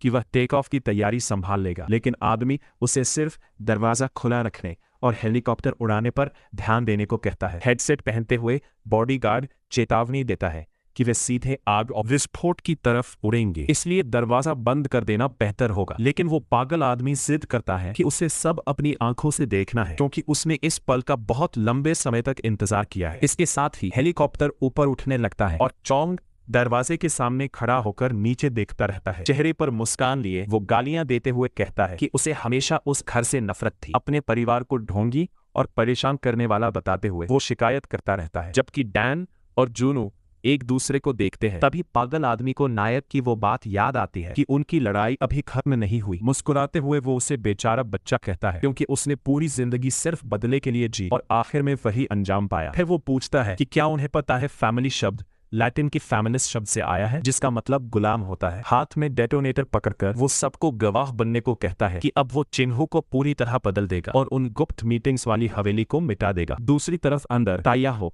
बेहोश हालत में जमीन पर पड़ा था। आधी खुली आंखों से वो हेलीकॉप्टर की आवाज पहचानता है और मान लेता है कि सब खत्म हो चुका है। लेकिन अगले ही पल उसका मन बदल जाता है और वो खुद से कहता है कि अभी भी समय बाकी है। इसी दौरान चोंग ऊपर से विस्फोट को देख रहा था। डेटोनेटर नीचे फेंकते हुए वो कहता है कि उन्होंने सच में सब कुछ धमाके के साथ खत्म किया। तभी आग की लपटों के पीठ से नायक छलांग लगा देता है। ये देखकर वो पागल आदमी हंसते हुए कहता है कि अब तो उसे थोड़ा लेटना पड़ेगा क्योंकि बहुत गर्मी हो रही है। फिर वो अपने आदमियों को सीधे हेडक्वार्टर चलने का आदेश देता है, लेकिन उसी वक्त ये अपना चाकू उसके पैर में घोंप देता है। हालांकि वार सिर्फ उसकी पिंडली पर लगता है। उसका कजिन दर्द से जोर जोर से चीखने लगता है। दोनों गार्ड तुरंत खड़े हो जाते हैं और हालात देखकर घबरा जाते हैं। गुस्से से पागल उसका कजिन उसे कीड़ा कहता है और पूछता है कि आखिर वो कर क्या रहा है। नायक ठंडी आवाज में पूछता है कि क्या उसे सच में लगा था कि कितने परिवार बर्बाद करने के बाद वो आसानी से भाग जाएगा। क्योंकि वो चाकू से लटका हुआ था, इसलिए उसके वजन से चोंग का पैर और ज्यादा फटने लगता है। खून तेजी से बहने लगता है और टीए कहता है कि चाहे कुछ भी हो जाए वो उसे मारकर ही रहेगा। डीएन तुरंत हथियार निकालकर अपने मालिक को पीछे हटने को कहती है, लेकिन वो पागल आदमी खुद पिस्तौल छीन लेता है और कहता है कि यह काम वो खुद करेगा। बंदूक सीधे अपने कजिन की तरफ तानते हुए जोंग पूछता है कि क्या उसे सच में लगता है कि वो इस कहानी का हीरो है। वो जोर देकर कहता है कि असली मुख्य किरदार तो वही है। फिर वो उसे सिर्फ एक गुंडा कहकर मर जाने को बोलता है। नीचे गिरते हुए टाइयन किसी तरह जानलेवा गोलियों से बच जाता है, लेकिन बाकी जगह गोलियां लग जाती हैं। इसके बाद उसका शरीर सीधे नीचे गिरने लगता है। हेलीकॉप्टर का दरवाजा बंद होते ही उसका बॉडीगार्ड तुरंत अस्पताल फोन करके इमरजेंसी की सूचना देता है। दूसरी तरफ नायक बेहद ऊंचाई से गिर रहा था। किस्मत से उसका शरीर पहले एक पेड़ से टकराता है, जिससे उसकी रफ्तार कुछ कम हो जाती है। फिर भी उसकी पीठ घर की दीवार से जोर से टकराती है। उसके बाद वो नीचे बहते पानी के पास गुजर रहे एक ट्रक पर गिरता है। तभी साइकिल से गुजर रहा एक आदमी ये सब देख लेता है। वो तुरंत रुककर उसकी तरफ देखने लगता है और वो कोई और नहीं बल्कि उन्हीं लोगों में से एक था जिन्हें ताहा ने पहले सिक्योरिटी कंपनी से बचाया था। तुरंत पहचान लिया कि ये वही इंसान था जिसने कभी उसकी जान बचाई थी, लेकिन उसकी हालत देखकर उसे लगा कि शायद वो बहुत देर से पहुंचा है। तभी उसे हेल्प की कमजोर सी आवाज सुनाई देती है। वो दोबारा ताहा की तरफ ध्यान से देखता है और समझ जाता है कि नायक अभी भी जिंदा है। मुश्किल से होश में रहते हुए भी ताहा लगातार मदद की गुहार लगा रहा था। वो बार बार कह रहा था कि अभी सब खत्म नहीं हुआ है और उसे किसी भी हालत में जिंदा रहना होगा। दूसरी तरफ एक मैसेजिंग ऐप पर किसी ने 11 मिनट लंबा वॉइस मैसेज भेजा था। उस व्यक्ति ने बैकअप की मांग करते हुए बताया कि एक आदमी ने 3 बार ब्रेथलाइजर टेस्ट देने से इनकार कर दिया और बार बार खुद को सांसद किम बता रहा था। एक युवक वो रिकॉर्डिंग सुनते हुए कुछ टाइप कर रहा था। रिकॉर्डिंग में पूर्व डायरेक्टर किम अपने इन्फ्लुएंस का इस्तेमाल करके पुलिस को धमका रहा था। युवक ने सामने वाले से पूछा कि क्या आवाज और नाम साफ सुनाई दे रहे हैं। जवाब में दूसरे व्यक्ति ने पूछा कि इस समय वो डायरेक्टर कहाँ है। युवक ने कहा कि शायद वो पुलिस स्टेशन में स्टेटमेंट दे रहा होगा और जल्द ही घर लौट जाएगा। उसका पार्टनर थोड़ा हिचकिचाता हुआ लगा तो उसने 200 की ऑफर देते हुए पूछा कि क्या सत्ताधारी पार्टी के इतने बड़े आदमी को पकड़ने के लिए ये रकम काफी है। कुछ देर तक सिर्फ सामने वाले के टाइपिंग करने का संकेत दिखाई देता रहा, लेकिन फिर जवाब आया और उसने सिर्फ 30 की काउंटर ऑफर दी। ये सुनकर युवक बेहद चिढ़ गया और बोला कि उसकी वैल्यू इससे कहीं ज्यादा है। लेकिन बायर ने कहा कि अभी इलेक्शन का समय नहीं है, इसलिए किसी को उन बूढ़े नेताओं की परवाह नहीं है। युवक ने लंबी सांस लेते हुए कहा कि लगता है सामने वाला मौजूदा मार्केट को समझता ही नहीं। उसने समझाया कि एक नॉर्मल इंसान की कीमत 1 गुना होती है, किसी सेलिब्रिटी की 10 गुना, लेकिन अगर कोई व्यक्ति चियांगू ग्रुप से जुड़ा हो तो उसकी कीमत 1000 गुना तक बढ़ जाती है। ये सोचकर उसने महसूस किया कि इस देश में हर चीज आखिरकार चियांगू के इर्द गिर्द ही घूमती है। कुछ समय बाद रेडियो पर एक टावर में हुए एक्सीडेंट की खबर सुनाई गई, लेकिन उसमें उसकी कोई दिलचस्पी नहीं थी, इसलिए उसने रेडियो बंद कर दिया। वो निकलने की तैयारी कर रहा था, हालांकि वो सड़क पर नहीं बल्कि एक छोटे से रेस्टोरेंट में मौजूद था। ओनर महिला सुबह की तैयारी कर रही थी। उसने लड़के को वार्निंग दी कि अगर वो वहीं रुका रहा तो स्कूल के लिए देर हो जाएगी। लड़के ने कहा कि कोई दिक्कत नहीं है क्योंकि वो स्केटबोर्ड से जाएगा और टाइम पर पहुंच जाएगा। महिला ने उसे पहले कुछ खा लेने को कहा, लेकिन उसने जवाब दिया कि अगर वो खाने बैठ गया तो सच में देर हो जाएगी। तभी अचानक कोई अंदर आया और बोला कि इस शेफ को अब गेम खेलना बंद कर देना चाहिए। एक आदमी अंदर घुसते हुए बोला कि ओनर को यह जगह बेच देनी चाहिए, इससे पहले कि वे लोग पोलाइट रहना बंद कर दें। बोक्सू ने लड़के से पूछा कि क्या वो उससे सहमत है। महिला ने नाराज होकर कहा कि क्या वे लोग सुबह सुबह फिर पैसे वसूलने आ गए हैं। उसने ताना मारते हुए कहा कि गुंडों को काम ढूंढने की जरूरत ही नहीं पड़ती। फिर उसने लड़के से कहा कि वो स्कूल चला जाए क्योंकि यहाँ कुछ बदलने वाला नहीं है। लड़का गुस्से में था, लेकिन कर भी क्या सकता था। तभी गुंडे ने नाइफ निकालते हुए कहा कि उसे इतनी जल्दी ऐसी बातें नहीं कहनी चाहिए क्योंकि वो पहले ही 2 महीने की देरी कर चुकी है। उसने कहा कि वो बिल्डिंग बेच दे और जितना पैसा मिल सकता है इकट्ठा कर ले क्योंकि दोनों का फायदा उसी में है। लेकिन महिला ने साफ मना कर दिया और कहा कि वो इतनी सस्ती प्राइस पर यह जगह कभी नहीं बेचेगी। साथ ही उसे वापस आने से पहले बेसिक मैथमेटिक्स सीख लेने की सलाह भी दी। दूसरी तरफ लड़का स्टेशन पर अपने ट्रांसपोर्ट का इंतजार कर रहा था। सारी घटनाओं से थका हुआ वो सिर्फ गहरी सांस लेकर सोचता रहा कि आखिर करे तो क्या करे। उसने माना कि उसके इलाके में रीडेवलपमेंट को लेकर हालात पूरी तरह कंट्रोल से बाहर हो चुके हैं। चियानू और ओजान जैसे गैंग्स के बीच कॉन्फ्लिक्ट ने उस पूरे क्षेत्र को बर्बाद कर दिया था। वो जगह लगभग लॉलेस बन चुकी थी, जहां छोटे छोटे गैंग्स वहां रहने वाले लोगों का शोषण कर रहे थे। उसके जैसे लोग और वह रेस्टोरेंट वाली महिला कहीं और जाने की स्थिति में नहीं थे। जब वह वापस लौटा तो उसने देखा कि महिला के चेहरे पर कई चोटों के निशान थे। फिर भी वो नॉर्मल बने रहने की कोशिश करते हुए उसे सिर्फ टेबल साफ करने को कहती है। चिंतित होकर लड़का पूछता है कि उसके चेहरे का यह हाल कैसे हुआ। तभी एक कस्टमर बताता है कि उसने कुछ याबूरी गैंग के लोगों को वहां से नाराज होकर निकलते देखा था। उसका मानना था कि वे लोग रीडेवलपमेंट के लिए लोगों पर दबाव बना रहे हैं ताकि वे अपनी बिल्डिंग्स बेच दे। महिला फिर भी उसे चिंता ना करने को कहती है और अपना बैग पीछे रखने को बोलती है। लड़का उसकी बात मान तो लेता है, लेकिन गुस्से में अपना सामान एक तरफ फेंक देता है। वह बड़बड़ाते हुए कहता है कि उसे अब कुछ करना ही होगा। उसे अपने पिता की याद आती है, जिनके जीवित रहते डॉक्टर यांग सुक उनके करीबी फ्रेंड हुआ करते थे। वह कभी मेडिकल स्कूल में प्रोफेसर थी, लेकिन बाद में ओजान गैंग से उनका सामना हो गया। इसके बावजूद उन्होंने हमेशा उसकी देखभाल की। वह जानता था कि जो कुछ उनके साथ हुआ उसमें उनकी कोई गलती नहीं थी, ठीक उसी तरह जैसे उस रेस्टोरेंट वाली महिला की भी कोई गलती नहीं थी। उसका खाना हमेशा स्वादिष्ट होता था और हर डिश बेहतरीन बनती थी। तभी सोचते सोचते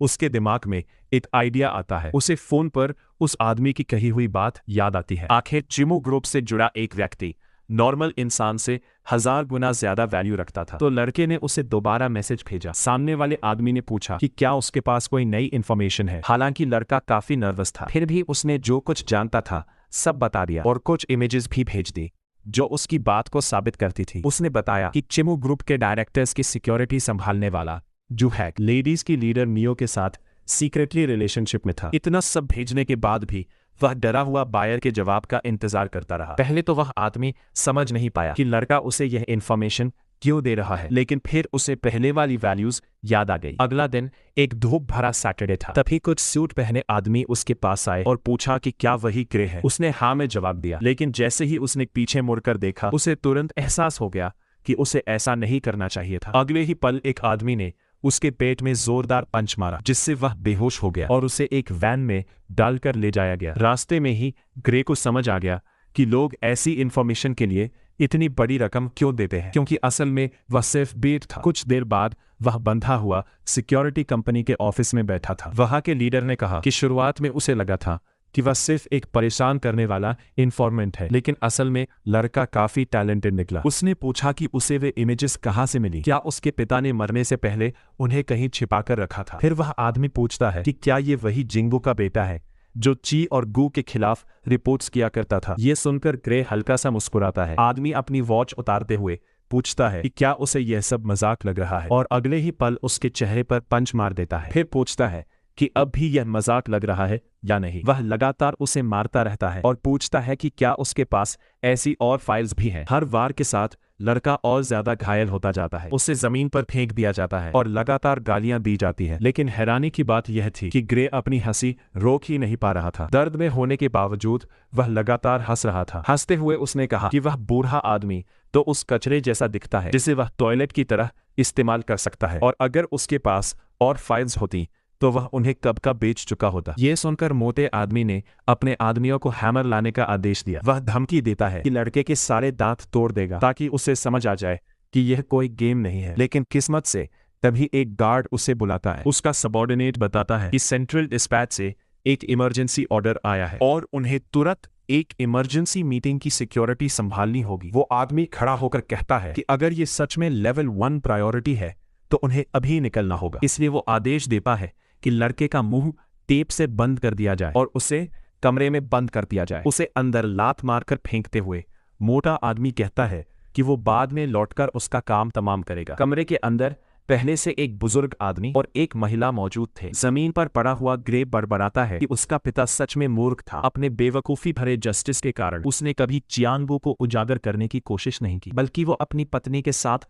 एक कार एक्सीडेंट में मर गया, जबकि उसे छिपकर उनके लिए काम करते हुए शांत जिंदगी जीनी चाहिए थी, चाहे उसके पिता के पास कितनी भी महत्वपूर्ण इंफॉर्मेशन क्यों ना रही हो। जब तक वो खुद को बचा नहीं सकता था तब तक सब बेकार था। तभी बाहर से गार्ड्स की आवाजें आने लगती हैं जो पूछ रहे थे कि वो आदमी कौन है। अगले ही पल अचानक गन फायर और चीखों की आवाजें एक साथ गूंजने लगती हैं। यहाँ तक कि लीडर भी घबरा जाता है और अपने आदमियों को इंट्रूडर को मार डालने का आदेश देता है। हर तरफ अफरा तफरी मच जाती है क्योंकि किसी को समझ नहीं आता कि आखिर हो क्या रहा है। तभी उनके सामने का विशाल दरवाजा जोरदार धमाके के साथ टूट जाता है। दरवाजे पर खड़ा था नायक। वो उन्हें एक नाइफ थमाते हुए कहता है कि इससे खुद को आजाद करो और यहां से निकल जाओ। फिर वो यह भी कहता है कि उन तीनों ने उसे वहां कभी नहीं देखा। वे लोग समझ ही नहीं पाते कि अभी क्या हुआ है, फिर भी उसकी मदद के लिए धन्यवाद देते हुए वहां से निकलने लगते हैं। तभी लड़का आखिरी बार पीछे मुड़कर देखता है। चारों तरफ पड़ी लाशों को देखकर ग्रेस सोचने लगता है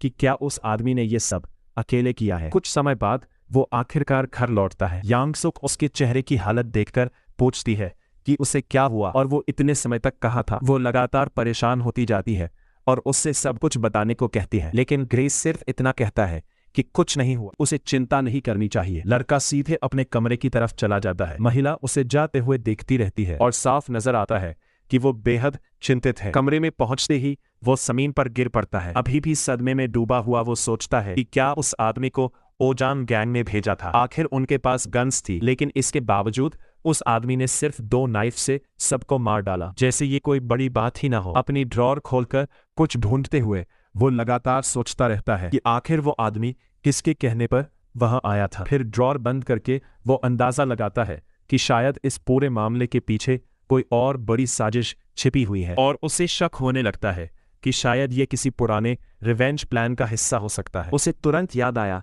कि उस डिपार्टमेंट हेड ने उसके पिता का जिक्र करते हुए पूछा था कि क्या उसके पास चियांगबू से जुड़ी और भी फाइल्स है। लड़का मन ही मन मानता है कि कोई भी जानकारी चाहे कितनी भी कीमती क्यों ना हो, अगर उसे इस्तेमाल करने की ताकत ना हो तो उसकी कोई कीमत नहीं होती। फाइल्स खोलते हुए ग्रे कहता है कि उसे ताकत चाहिए। वो समझता है कि सिर्फ चेहरे के आधार पर इतनी सारी फाइल्स में उस आदमी को ढूंढना लगभग नामुमकिन है, लेकिन तभी उसे एक सबऑर्डिनेट की बात याद आती है जिसने इमरजेंसी मीटिंग और लेवल 1 प्रायोरिटी कोड पर जिक्र किया था। उसी सुराग को पकड़कर वो चियानो पार्टनरशिप डायरेक्टिव तक पहुंच जाता है और देखकर हैरान रह जाता है कि ये दस्तावेज उसके पिता की फाइल्स में भी मौजूद था। ग्रे खुशी से कहता है कि आखिरकार उसे वो मिल गया। उसमें लिखा था कि किसी बड़े हादसे की स्थिति में सभी executive members bug mountain annex में इकट्ठा होकर मीटिंग शुरू करेंगे, लेकिन इतनी जानकारी मिलने के बाद भी उस जगह का असली लोकेशन कहीं दर्ज नहीं था। निराश होकर ग्रे कहता है कि उसे वैसे भी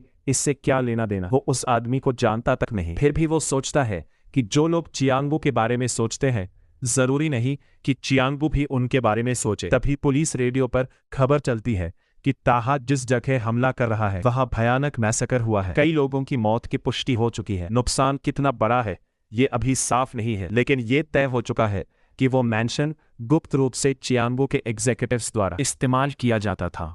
ये सुनते ही ग्रे समझ जाता है कि ये काम सिर्फ उसी आदमी का हो सकता है, इसलिए वो वहीं जाने का फैसला कर लेता है। आधी रात को अपनी साइकिल उठाकर निकल पड़ता है। उसे न तो उस आदमी की असली पहचान पता थी और न ही उसके इरादे, लेकिन उसे लगता है कि अभी सबसे सही फैसला वही जाना है। रास्ते में उसकी नजर एक हेलीकॉप्टर से लटके हुए इंसान पर पड़ती है। गोलियों और चीखों की दिशा का पीछा करते हुए वो उस जगह पहुंचता है जहां शायद वो आदमी गिरा था। उसे देखकर ग्रे को लगता है कि वो मर चुका है, लेकिन उसके हाथ में पकड़े ब्लेड और मदद की दुहार सुनकर वो रुक जाता है। वो आदमी बार बार कह रहा था कि अभी सब खत्म नहीं हुआ। ग्रे उसकी इस अटूट जिद और जीवित रहने की इच्छा को देखकर स्तब्ध रह जाता है। कुछ समय बाद वो उसे किसी तरह घर ले आता है और जोर से अपनी अडॉप्टिव मदर को पुकारता है। यांग सुक हमेशा की तरह काम में लगी हुई थी। घबराकर वो पूछती है कि ये कौन है और क्या हुआ है। ग्रे लगभग विनती करते हुए उससे उस आदमी की जान बचाने के लिए कहता है। समय बीतता है। कुछ दिनों बाद प्रोटैगनिस्ट की हालत काफी बेहतर हो जाती है। वो पूछता है कि ग्रे कौन है और उसने उसे क्यों बचाया। ग्रे अपना परिचय देते हुए कहता है कि वो इन्फॉर्मेशन खरीदने और बेचने का काम करता है और काफी समय से किसी खास चीज की तलाश में था। उसे उम्मीद थी कि एक दिन उसे उसके जैसा कोई इंसान मिलेगा। प्रोटैगनिस्ट उसकी बात पर शक करते हुए पूछता है कि क्या उसके जैसा लड़का सच में डेटा ब्रोकर हो सकता है। ग्रे मुस्कुराकर कहता है कि वो खुद को होलसेल इंफॉर्मेशन डीलर कहना पसंद करता है, जो हमेशा अपने क्लाइंट्स को बेहतरीन इंटेल देता है। वो ये भी बताता है कि उसके मुख्य ग्राहक दूसरे इंफॉर्मेशन मर्चेंट्स और यूआईओ के फाइनेंशियल सेक्टर से जुड़े लोग हैं। फिर वो स्वीकार करता है कि चियांगबू के जाल में फंसने के बाद उसकी जान लगभग चली गई थी, क्योंकि वो सोच रहा था कि वो किसी साथी इन्फॉर्मेंट से मिलने जा रहा है। ताहा पूछता है कि क्या वो उसी दिन बंधकों में से एक था और क्या उसने उसे सिर्फ एक बार देखकर पहचान लिया। ग्रे गर्व से कहता है कि हाँ, उसने पहचान लिया था और मजाक में कहता है कि शायद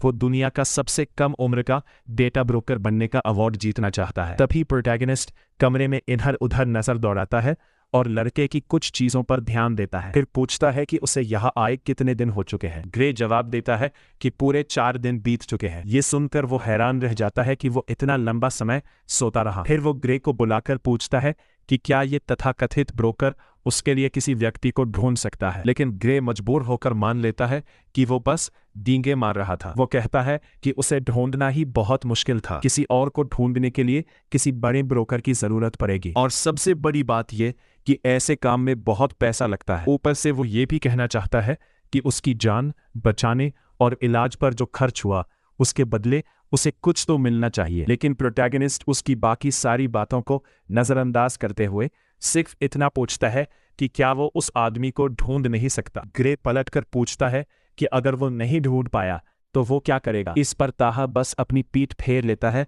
और कहता है कि कोई बात नहीं। अपनी जैकेट उठाते हुए वो ग्रे का धन्यवाद करता है और कहता है कि जब ये सब खत्म हो जाएगा तो वो उसका नाम और अस्तित्व पूरी तरह मिटा देगा ताकि कोई खतरा उस तक ना पहुंचे। ग्रे हैरानी से पूछता है कि क्या वो सच में ऐसे ही जा रहा है, लेकिन प्रोटैगनिस्ट शांत स्वर में जवाब देता है कि उसके पास अभी बहुत सारे अधूरे काम बाकी हैं। जाते जाते वो आखिरी सलाह देता है कि ग्रे कभी उसके रास्ते में आने या उसे रोकने की कोशिश न करे, क्योंकि ये कहानी सिर्फ एक किडनैपिंग पर खत्म होने वाली नहीं है, अभी बहुत कुछ बाकी है। डरा हुआ ग्रे वापस अपनी कुर्सी पर बैठ जाता है, लेकिन कुछ ही देर बाद उसके चेहरे पर मुस्कान आ जाती है। उसे एहसास होता है कि शायद यही इस दुनिया का तरीका है। लड़के के कमरे से बाहर निकलने के बाद ताहा को भुने हुए पोर्क की तेज खुशबू आती है और वो सोचने लगता है कि क्या ये जगह किसी रेस्टोरेंट का हिस्सा है। तभी यांग सुक उसे देखकर हैरान हो जाती है और कहती है कि उसे अभी बिस्तर से उठना ही नहीं चाहिए था। वो बताती है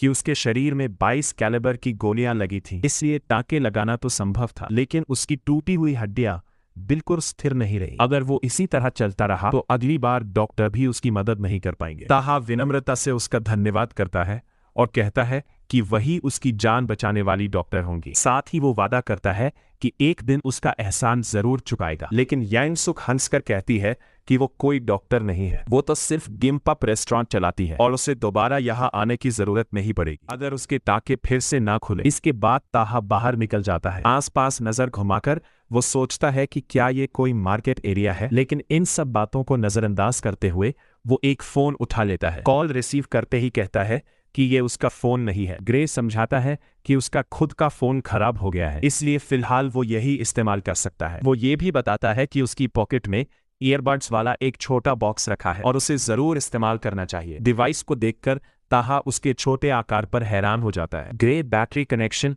और माइक के बारे में समझाता है, साथ ही चेतावनी देता है कि शर्ट का पहला बटन दरअसल एक कैमरा है। ताहा ठंडे स्वर में कहता है कि उसने पहले ही साफ कहा था कि अगर ग्रे उसके मामले में ज्यादा शामिल हुआ तो उसकी मौत हो सकती है। लेकिन उसकी उम्मीद के विपरीत ग्रे पूछ बैठता है कि वो चिएनवू फैमिली को खत्म क्यों कर रहा है। वो कहता है कि इसे हैरानी नहीं होनी चाहिए, क्योंकि चाहे कोरिया क्षतिग्रस्त क्यों ना हो, इतना बड़ा मामला किसी से छिप नहीं सकता। उसके बेहोश रहने के दौरान पूरा देश केओस में डूब गया था और हर न्यूज चैनल यही कह रहा था कि पूरी चियांगू फैमिली आतंकवादी हमले की शिकार हो गई। ताहा पूछता है कि आखिर ग्रे उससे कोई फेवर क्यों मांगना चाहता है। ग्रे बताता है कि उसके इलाके में ओजान और चियनो के बीच रीडेवलपमेंट राइट्स को लेकर लगातार पावर स्ट्रगल चल रहा है। दोनों गैंग्स धीरे धीरे उस इलाके पर कब्जा जमाने की कोशिश कर रहे हैं और भी कई समस्याएं हैं जिन्होंने लोगों की जिंदगी मुश्किल बना दी है। फिर भी वो कहता है कि फिलहाल ताहा की समस्या ज्यादा जरूरी लगती है, इसलिए वो उसकी मदद करेगा, लेकिन बदले में भविष्य में उसे भी मदद चाहिए होगी। जब तक सब खत्म नहीं हो जाता तब तक दोनों का कांटेक्ट बना रहना चाहिए। लेकिन ताहा साफ मना कर देता है और कहता है कि ग्रे किसी भी वक्त उसे चियांगू के हवाले कर सकता है। जाहिर है उसे ये विचार बिल्कुल पसंद नहीं आता, फिर भी वो कहता है कि वो देखना चाहता है कि इस लड़के में आखिर कितना दम है। कुछ समय बाद वो शहर के एक व्यस्त इलाके में पहुंचता है और एक शानदार बिल्डिंग के अंदर जाता है। वहां एक प्राइवेट वॉल्ट कंपनी थी जहां उसका खुद का लॉकर मौजूद था। एक ड्रॉर खोलकर वो कुछ ढूंढने लगता है। ग्रे हैरान होकर कहता है कि उसे नहीं पता था कि ऐसी कंपनीज भी होती है और पूछता है कि क्या लोग इन्हें ट्रैक नहीं कर सकते। ताहा समझाता है कि ये कंपनियां सिर्फ ट्रस्ट पर चलती है, इसलिए वे किसी दूसरी कंपनी या ऑर्गेनाइजेशन के साथ इंफॉर्मेशन शेयर करने की कल्पना भी नहीं करती। लोग वहां ज्वेलरी ही नहीं बल्कि अपने सीक्रेट्स और सिंस तक छिपाकर रखते हैं, इसलिए ये दुनिया की सबसे सुरक्षित जगहों में से एक है। ये देखकर ग्रे को एहसास होता है कि ये आदमी किसी बड़े अंडरकवर ऑपरेशन की तैयारी कर रहा है। वो चुपचाप ताहा को देखता रहता है। तभी उसे महसूस होता है कि असैसिन की हालत अच्छी नहीं है। उसके पास कोई फायर आर्म नहीं है और सिर्फ नाइव से इतना सब करना आसान नहीं होगा। उसके शरीर से लगातार पसीना टपकने लगता है, शरीर भारी होता जा रहा था, चेहरे पर सामान्य भाव बनाए रखना मुश्किल हो रहा था और हर पल ऐसा महसूस हो रहा था जैसे कोई उसे अंदर से चाकू मार रहा हो। दर्द बिल्कुल वैसा था जैसा कभी रे जून उसे पीटते समय देता था। तभी ताहा पूछता है कि क्या ग्रे ने उस आदमी का पता लगा लिया जिसे खोजने के लिए उसने कहा था। ग्रे बताता है कि नाइट मूव कंपनी का सीईओ पिलजोंग ही वो ब्रोकर है जिसने उसे कोरिया में घुसने में मदद की थी। वो पहले यूरोप में काम करता था, अपने फील्ड में काफी मशहूर हो चुका था और अब चाइना जाने के लिए किसी स्मगलिंग शिप की तलाश कर रहा था। ग्रे समझाता है कि चियांगबू फैमिली पर हुए हमले के बाद बॉर्डर सिक्योरिटी काफी सख्त हो गई है। ताहा उसे आदेश देता है कि सभी मर्चेंट्स के बीच खबर फैला दे कि एक जहाज उपलब्ध है, लेकिन उसका किराया सामान्य दर से 10 गुना ज्यादा होगा। ग्रे पूछता है कि उस गाइड को ढूंढने के बाद वो क्या करेगा, क्या वो उसके साथ देश छोड़ने वाला है। ताहा अपने नाइव्स वापस शीट में रखते हुए ठंडे स्वर में जवाब देता है कि वो उसे मार डालेगा। जिस दिन वो लगभग मारा गया था उसकी वजह किसी ने उसकी जानकारी लीक कर दी थी और उसकी लोकेशन सिर्फ पिलजोंग को पता थी। वो बिना किसी भावना के कहता है कि ट्रेटर्स को मरना ही चाहिए। कुछ समय बाद एक चर्च के अंदर पिलजोंग खुद से बुदबुदाता है कि उसे फर्क नहीं पड़ता कि सामने वाला पुराना दोस्त है या नहीं। तभी एक हुड पहने व्यक्ति चैपल में प्रवेश करता है। कन्फेशन बूथ के पास पहुंचकर वो प्रीस्ट को आवाज देता है और पूछता है कि क्या वे बात कर सकते हैं। दोनों एक खास कोड फ्रेज का इस्तेमाल करते हैं। पिलजोंग घुटन महसूस करते हुए शिकायत करता है कि यह जगह बहुत बंद और दमघोंटू है और पूछता है कि वे किसी पवित्र जगह पर मिलने का फैसला क्यों कर रहे हैं। फिर हंसते हुए कहता है कि दिखने में चाहे ऐसा ना लगे लेकिन वो एक सच्चा कैथोलिक है। दूसरी तरफ तथाकथित प्रीस्ट सिर्फ एक सवाल पूछता है, पैसा कहाँ है। पिलजोंग अपने बैग में हाथ डालकर रकम निकालता है और 100 मिलियन वॉन दिखाते हुए कहता है कि अगर इसे डॉलर्स में बदला जाता तो शायद ज्यादा फायदा होता। फिर अचानक विषय बदलते हुए वो कहता है कि उसे पहले एक बात जाननी है, क्योंकि इस देश में उसके जैसे धोखेबाजों की कोई कमी नहीं है और वो किसी पर आसानी से भरोसा नहीं कर सकते हो। अगर आपको ये कहानी पसंद आई हो तो लाइक जरूर करें, कमेंट में बताएं आपको सबसे ज्यादा कौन सा पार्ट अच्छा लगा और ऐसे ही और स्टोरीज के लिए सब्सक्राइब करना मत भूलना।